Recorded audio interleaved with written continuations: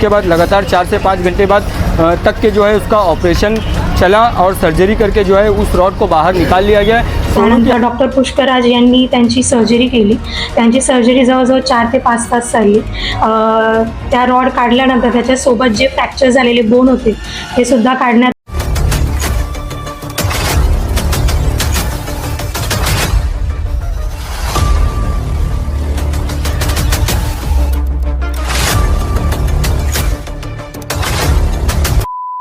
Hello friends, मैं farm Ansari, आप देख रहे हैं धाम माइक। कल भिवंडी शहर में एक बहुत ही दर्दनाक हादसा हुआ जिसमें धामनकर नाका पेट्रोल पंप के पास जो मेट्रो का काम चालू है जो कि MMRDA की तरफ से चल रहा है, उसमें इस कदर लापरवाही देखी गई कि वहाँ से 1 फुट का या 1.5 फुट का जो भी एक रॉड जो उड़कर ऑटो रिक्शा में जा घुसा और उसी के अंदर बैठे हुए 20 वर्षीय सोनू जो कि विठल नगर का रहने वाला है उसके सर में जा धंसा और वो जो है काफ़ी गंभीर रूप से घायल हो गया। इस पूरे मामले के बाद उसे अंजूर फाटे के नोबल हॉस्पिटल में एडमिट कराया गया, भर्ती कराया गया, जिसके बाद लगातार 4 से 5 घंटे बाद तक के जो है उसका ऑपरेशन चला और सर्जरी करके जो है उस रॉड को बाहर निकाल लिया गया। हमसे बात करते हुए डॉक्टर ने क्या कहा, ये देखिए।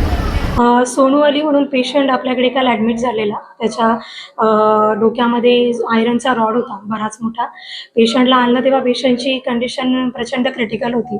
पेशंटला इमिजिएटली आपण CT स्कॅनसाठी पाठवलं। त्यानंतर डॉक्टर पुष्कराज यांनी त्यांची सर्जरी केली।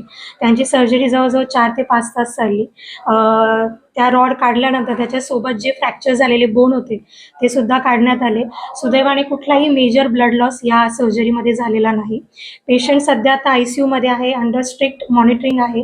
पेशंटला सध्या थोडं इन्फेक्शन आहे, त्या रॉडमुळे जे ब्लडमध्ये थोडं इन्फेक्शन स्प्रेड झालेलं आहे, त्यासाठी आपण जी पण गरजेची अँटीबायोटिक्स आहेत आणि बाकी जी पण इंजेक्शन सध्या त्याला गरजेची ती चालू केली आहे। पेशंटला सध्या आपण अजून 1-2 दिवस स्ट्रिक्ट मॉनिटर करणार आहोत। पेशंटचा न्यूरोलॉजिकल रिस्पॉन्स बघून हळूहळू आपण व्हेंटिलेटर कमी करण्याचा प्रयत्न करणार आहोत, पण आता या क्षणाला पेशंट व्हायटली स्टेबल आहे।